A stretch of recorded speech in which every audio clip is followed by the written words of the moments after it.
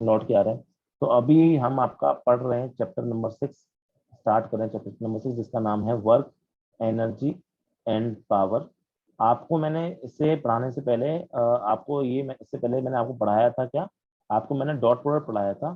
तो कृपया करके अगर आपको ऐसा लगता है कि मतलब मुझे डॉट प्रोडक्ट नहीं आता है या डॉट प्रोडक्ट मुझे दिक्कत है या कोई भी तरह की प्रॉब्लम है, तो आप कृपया करके जो डॉट प्रोडक्ट वाली वीडियो है उसको देख लेना पहले, उसके बाद इस चैप्टर को पढ़ना, क्योंकि इस चैप्टर में मुझे डॉट प्रोडक्ट की ठीक ठाक जरूरत पड़ने वाली है, खासकर वर्क निकालने में इसके लिए। चलिए ठीक है, अब बात करते हैं कि सबसे पहले हम देखते हैं कि वर्क क्या होता है मेरा, आपका वर्क क्या होता है। तो वर्क की अगर हम बात करें यहाँ पे, तो वर्क का सिंपल फॉर्मूला होता है, डेफिनेशन डेफिनेशन नहीं लिखवाने वाले यहाँ पे, तो डेफिनेशन में वही चीज लिखी जाती है कि जो वर्क होता है it is the dot product, it is the dot product of, it is the dot product of force and the displacement travel by the body. जब क्लास 10 तक में इस चीज को हम पढ़ते थे तो वहां पर डिस्टेंस बोलते थे, लेकिन अब हम क्योंकि बड़े हो चुके हैं और डिस्टेंस डिस्प्लेसमेंट के बारे में हम फर्क जान चुके हैं क्या फर्क होता है इनके बीच में। तो it is the dot product of force and displacement travelled by a body, displacement travelled by a body, covered by a body. एक बॉडी ने जितना डिस्प्लेसमेंट कवर किया है उसको हम बोलते हैं आपका वर्क, और फोर्स आपका जितना लगाया गया। एग्जाम्पल के लिए अगर हम बात करें, मान लीजिए आपका इस तरह से आपकी कोई बॉडी है, इस तरीके से आपकी कोई बॉडी है और कोई फ्लोर पे रखी है और मैंने फोर्स थोड़ा टेढ़ा लगाया, जैसे फॉर एग्जांपल मैं किसी चीज गाड़ी को खींच रहा हूँ तो इस तरह से, और ऐसा करने से क्या होता है, बॉडी थोड़ी सी डिस्प्लेस होगी, ऑब्वियसली बॉडी क्या होगी, थोड़ी सी डिस्प्लेस होगी।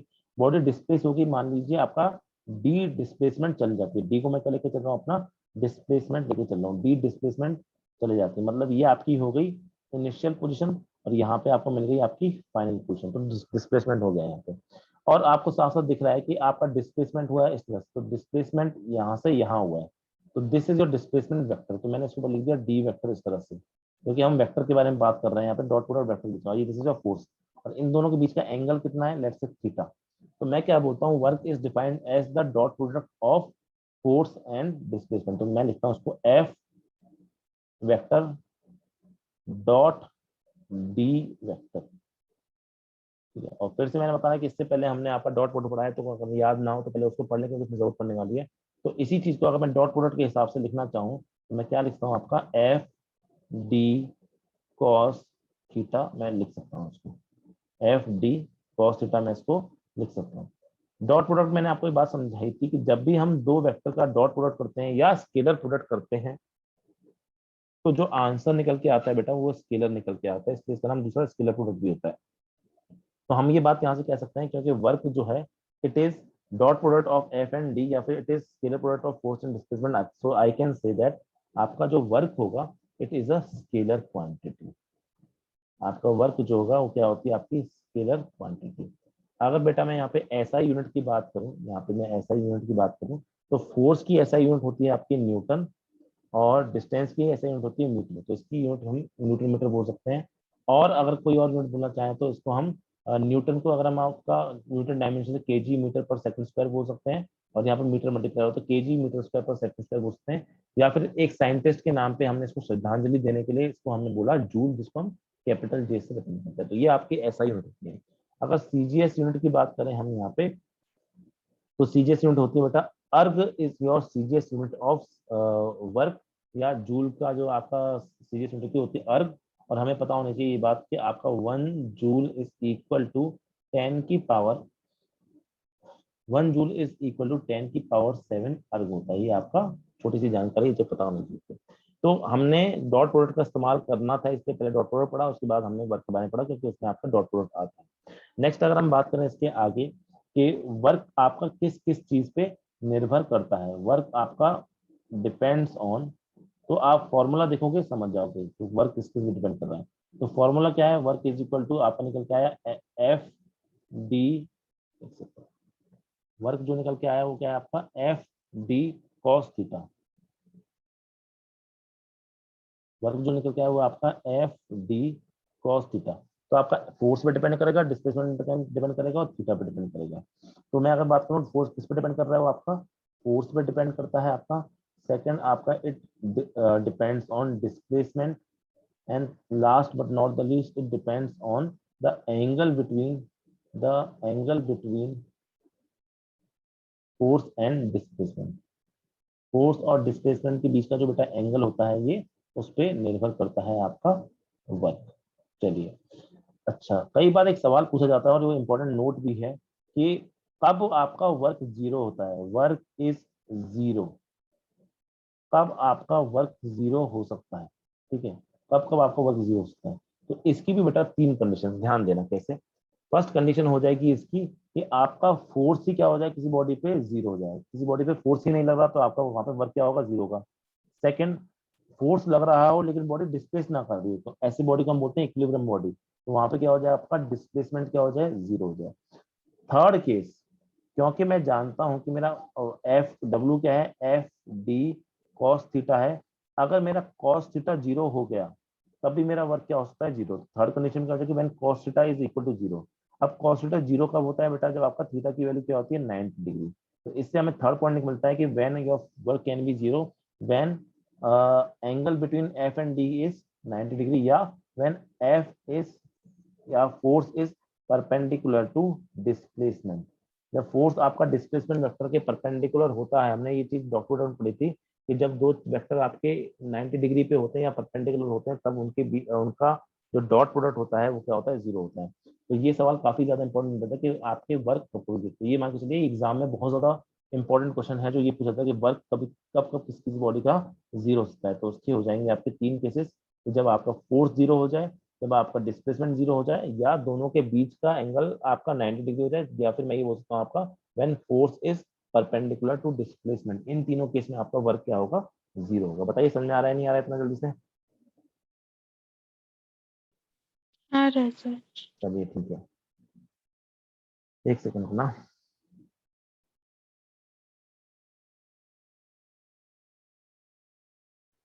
देखिए, अब हम बात कर रहे हैं आपका कि वर्क कब पॉजिटिव होता है, कब नेगेटिव होता है, कब जीरो होता है। जीरो तो हम समझ जाएंगे कब होता है। देखिए, वर्क आपका इसका पॉजिटिव होगा, कब नेगेटिव होगा, कब आपका जीरो होगा। तो वर्क अगर मुझे पॉजिटिव करना है या मुझे जीरो करना है या मुझे नेगेटिव करना है, ठीक है, गिवन दैट नाइदर फोर्स, आपका फोर्स भी जीरो नहीं है और डिस्प्लेसमेंट भी आपका जीरो नहीं है, किस केस में आपका फिर वर्क आपका पॉजिटिव होगा। देखिए, ये सब चीज हम डॉट प्रोडक्ट डिस्कस कर चुके हैं। ये तब होगा जब आपका एफ और आपका डी के बीच में क्या एंगल हो, एक्यूट एंगल हो। When your angle is acute 90 degree से छोटा एंगल जब होता है, in that case your work comes out to be positive. Second case है जीरो। जीरो में आपका एक ही केस होता है, when force is perpendicular to D vector. जब फोर्स आपका डी वेक्टर के परपेंडिकुलर हो जाएगा, राइट एंगल बनाएगा, 90 डिग्री बनाएगा, उस केस में आपका क्या होगा, उस केस में आपका वर्क क्या होता है बेटा, जीरो निकल के आता है। नेक्स्ट केस है आपका जब आपका वर्क नेक्स्ट केस है आपका जब आपका वर्क नेगेटिव होता है, तो ये कब होगा, when your angle is obtuse between two vectors. तो यहाँ पे जब एफ वेक्टर और डी वेक्टर के बीच का जो एंगल है वो आपका अगर 180 से बड़ा हो जाए, तो आप उस केस में क्या कहते हो, थीटा आपका ऑब्ट्यूज है, या फिर मैं कह सकता हूँ कि सॉरी 180 से 180 नहीं, तो आपका यहाँ पे क्या कहते हो, जो थीटा है वो आपका इट इज ऑब्ट्यूज, या फिर मैं बोलता हूँ कि it is greater than 90 degree, ठीक है। In that case work comes out to be negative. तो ये तीन केस होते हैं, आपसे कभी पूछता है कि वर्क कब जीरो हो सकता है, वर्क कब नेगेटिव हो सकता है, वर्क कब आपका पॉजिटिव होता है। तो ये यहाँ से आप आंसर कर सकते हो कि थीटा पे डिपेंड करता है कि वर्क कब पॉजिटिव नेगेटिव और आपका जीरो हो सकता है। चलिए, नेक्स्ट चीज जो बेटा हम देखने वाले हैं आपका, वो है आपका वर्क एनर्जी थ्योरम। काफी अच्छी थ्योरम है आपकी, वर्क एनर्जी थ्योरम।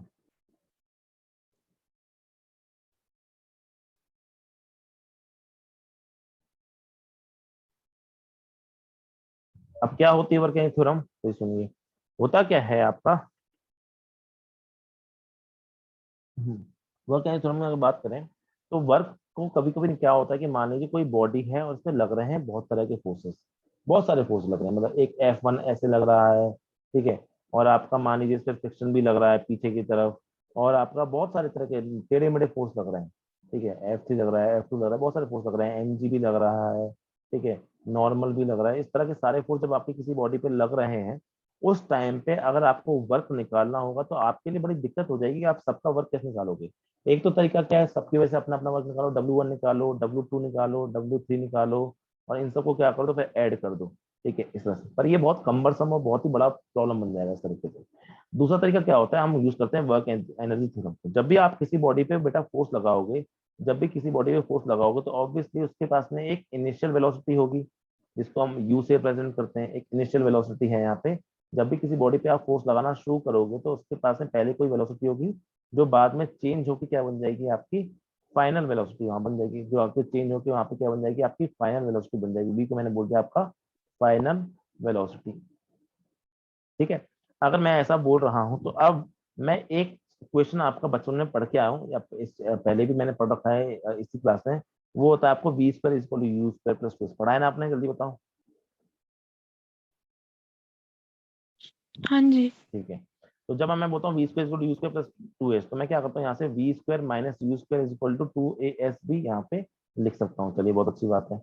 अगर आगे बात करें मैं वी, मैं एक काम करता हूँ, इस टू को यहाँ पे डिवाइड करता हूँ, दोनों साइड टू से डिवाइड करता हूँ। यहाँ पे क्या बन जाएगा, हाफ वी स्क्वायर, यहाँ बन जाएगा हाफ यू स्क्वायर, और यहाँ पे बन जाएगा आपका टू तो डिवाइड कर दिया तो टू हट जाएगा, यहाँ बन जाएगा ए एस। अब मैं क्या करता हूँ, दोनों साइड आपका एम एम से मल्टीप्लाई करता हूँ। तो यहाँ पे एम से मल्टीप्लाई करता हूँ तो हाफ एम वी स्क्वायर, यहाँ एम से मल्टीप्लाई करता हूँ तो ये हाफ एम यू स्क्वायर, और यहाँ मैं एम से मल्टीप्लाई करता हूँ तो एम ए एस, ठीक है। अब अगर मैं थोड़ा सा ध्यान दूं आपका, तो ये एम ए क्या है, क्या इस एम ए को ही मैं और कुछ नहीं, क्या आपका एफ नेट बोलता हूँ, राइट। ये हमने सेकंड लॉ में पढ़ा हुआ है, force is equal to m a जो होता है सेकंड लॉ से, राइट। हाँ जी। इसको मैं थोड़ा सा ध्यान दूं यहाँ पे इस चीज पे, तो ये क्या है, ये किसी का फॉर्मूला है। किसका फॉर्मूला दिख रहा है आपको, ये क्या आपको काइनेटिक एनर्जी का फॉर्मूला दिख रहा है। हाँ जी। बस फर्क ये कौन सी काइनेटिक है, फाइनल काइनेटिक एनर्जी। क्यों, क्योंकि मैंने वी को क्या माना है, आपका फाइनल वेलोसिटी। और ये क्या है आपका, क्या इसको मैं बोल सकता हूँ आपका काइनेटिक एनर्जी बोल सकता हूँ, लेकिन कौन सी, इनिशियल काइनेटिक एनर्जी। तो यहाँ से एक चीज निकल के आएगी कि kinetic energy final minus kinetic energy initial is equal to, अब एफ नेट इंटू एस क्या होता है। अभी भी थोड़ी देर पहले मैं वर्क के बारे में पढ़ के आया हूँ। वर्क था आपका बेटा एफ डॉट एस, तो मैंने जब इसको F not net dot S लिख दिया तो यहाँ पे क्या बन जाएगा, ये नेट वर्क बन जाएगा आपका। तो उस केस में आप यहाँ पे एफ नेट डॉट डैश को क्या लिख सकते हो, डॉट एस, या डिस्प्लेसमेंट को क्या लिख सकते हो, नेट वर्क। तो यही होती है बेटा आपकी, इसी को हम बोलते हैं आपका वर्क एनर्जी थ्योरम। तो वर्क एनर्जी थ्योरम क्या बोलती है आपका, वर्क एनर्जी थ्योरम बोलती है work done by all the forces, या net work done by all the forces is equal to the change in their kinetic energy, is change in their kinetic energy. तो अगर मैं आपके सामने statement लिख दूं कि वर्क एनर्जी थ्योरम का स्टेटमेंट क्या होता है, तो देखिए वो होता है आपका,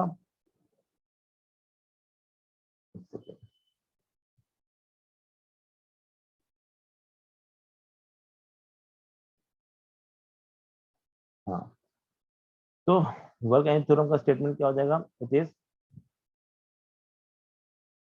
work energy theorem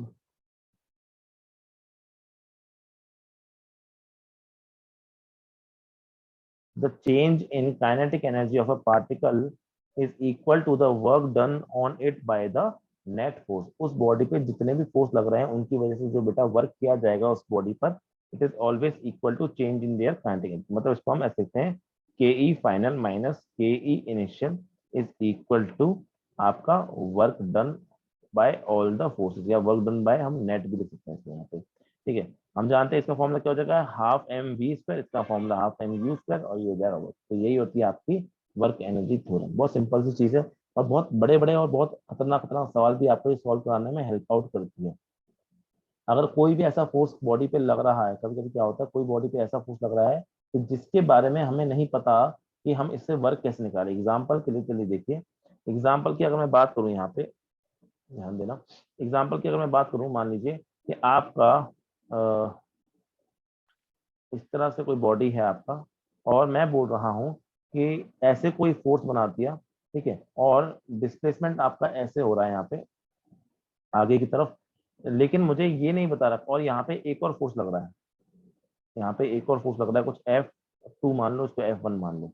आपको बोल रहा है कि वर्क डन, आपको बोल रहा है, ठीक है, आपको डिस्प्लेसमेंट के बारे में कुछ भी नहीं दे रखा, आपको डिस्प्लेसमेंट वैल्यू नहीं दे रखी, लेकिन आपको ये दे रखा है कि इसकी इनिशियल वैल्यू क्या है, इसकी इनिशियल वेलोसिटी की वैल्यू है आपकी कुछ लेट्स से 2 मीटर पर सेकेंड, और इसकी फाइनल वेलोसिटी की वैल्यू है, फाइनल वेलोसिटी की वैल्यू है आपकी कुछ 1 मीटर पर सॉरी 5 मीटर पर सेकेंड। और आपको ये बोल रखा है कि work done by F1, work done by F1 is equal to 5 joule. सवाल ये आ रहा है कि find the work done by F2, F2 ने कितना वर्क किया होगा। तो इसमें हम क्या करेंगे, हम बोलेंगे सर देखिए, आपने क्या बोला, वर्क एनर्जी थ्योरम को मैं शॉर्ट में WET लिख दिया, वर्क एनर्जी थ्योरम। तो अगर मैं बात करूं वर्क एनर्जी थ्योरम से, आप क्या बोलना चाहते हो कि work, net work is equal to change in kinetic energy. Kinetic energy को मुझे हाफ मास मान लो उस बॉडी का 2 kg दे रखा है, ठीक है।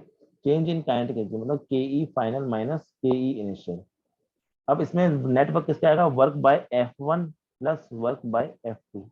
Work by F1 is equal plus work by F2 KE final, ये क्या हो जाएगा, half M V square minus half M U square. तो वर्क बाय F1 मुझे दे रखा है क्वेश्चन में 5 जूल है, वर्क बाय F2 मुझे निकालना है, तो मैं ऐसे छोड़ दूंगा, इज इक्वल टू, आप यहाँ से हाफ M की वैल्यू कितनी है आपकी 2 है, V की वैल्यू कितनी है आपकी बाद वाली 5 है, स्क्वायर हो गया, माइनस हाफ M की वैल्यू 2 है, U की वैल्यू आपने 2 दे रखी है इस तरह से। तो 5 plus WF2 is equal to, यहाँ से 2 टू प्लस हो जाएगा 25 माइनस 2 कैंसिल हो 4, यहाँ से 5 plus WF2 is equal to आपका आ जाएगा 21, और यहाँ से WF2 आप निकाल सकते हो, WF2 will come out to be your 16 joule. तो इस तरीके से आप कोई वर्क एनर्जी थ्योरम का क्वेश्चन कर सकते हो। समझ में आया कि नहीं, जल्दी बताइए। जी सर। ठीक है, तो वर्क एनर्जी थ्योरम आपका कुछ नहीं होता, net work done by all the forces on a body, या work done by all the forces on a body is equal to change in its kinetic energy, इसको हम बोलते हैं आपका वर्क डन। चलिए देखिए बेटा, नेक्स्ट अगर हम बात करते हैं आपका, तो हम बात कर रहे हैं आपका यहाँ पे work done by variable forces. Work done by variable forces, ये वेरिएबल फोर्सेस से मेरा क्या कहने का मतलब है, देखिए हो क्या रहा है ना, अभी आपने बॉडी ऐसे ले रखी थी, आपने बॉडी ऐसे ले रखी थी, मास था कोई भी इसका, और उस पर आपने फोर्स लगाया था इस तरीके से, और यहाँ पे आपका डिस्प्लेसमेंट हो रहा था, और इसके बीच का एंगल आपको दे रखा, तो आपने बड़े आराम से लिख दिया कि F.S होता है। आपने एक बार भी ये नहीं सोचा कि ये फोर्स की वैल्यू हमेशा हम 2 3 4 5 ही को ले रहे हैं। यहाँ पे आपने क्या मान के रखा है, ये जो फॉर्मूला निकल के आ रहा है ये है आपका, इसको हम बोलेंगे यहाँ पे फोर्स आपने कांस्टेंट ले रखा है, तो यहाँ पे हम क्या बोलेंगे, वर्क डन बाय, ये जो फॉर्मूला है ना, it is work done bye constant force. जब आपका फोर्स चेंज नहीं होता है, तो उस केस में हम वर्क का फॉर्मूला क्या मानते हैं, आपका कांस्टेंट फोर्स के द्वारा F.S ले देते हैं। लेकिन if you have a variable force, if F is changing continuously, अगर F आपका लगातार चेंज कर रहा है, तो उस केस में आपका वर्क का थोड़ा सा अलग फॉर्मूला बनता है, उस केस में आपको वर्क का थोड़ा सा अलग फॉर्मूला है, उसमें हम बोलते हैं वर्क इज इक्वल टू आपका, यहाँ पे लिखते हैं हम इंटीग्रेशन F.ds। मैं याद रखना एस, अब मैं पहले मैं डिस्प्लेसमेंट को डी से बोला था, अब मैं डिस्प्लेसमेंट को मैं एस से बोलूंगा, क्योंकि वरना डी डी लिख दोगे तो समझ में नहीं आएगा। तो आपका कुछ नहीं है, आप ये समझ के रखोगे कि आपका इंटीग्रेशन ऑफ होता है आपका वर्क। अब क्योंकि आपने इंटीग्रेशन नहीं पढ़ा है बहुत ज्यादा डीप में, या कुछ भी नहीं पढ़ा एक तरह से, तो आपके इंटीग्रेशन के ऊपर सवाल हम फिजिक्स में नहीं करेंगे अभी पॉइंट ऑफ टाइम पे, ठीक है। जब आप पढ़ लोगे तो उस टाइम हम करेंगे, या फिर हम कहीं और इंटीग्रेशन पढ़ के उसकी हेल्प आउट करेंगे। मेन मुद्दा ये है जो आपको अभी समझना है, वो ये है आपका, वैसे तो इंटीग्रेशन आप एक और जगह पढ़ते हो, आप पढ़ते हो उसको काइनेमेटिक्स में, या फिर motion in one plane and two plane में, या स्ट्रेट लाइन में। तो एक बात ये होती है कि ये हो गया आपका इंटीग्रेशन, और हम इंटीग्रेशन को बेटा जब ग्राफिकली देखते हैं, इंटीग्रेशन को जब हम आपका ग्राफिकली देखते हैं, उस टाइम पे हम ये पाते हैं कि इंटीग्रेशन का मतलब होता है ग्राफिकली एरिया अंडर कर्व।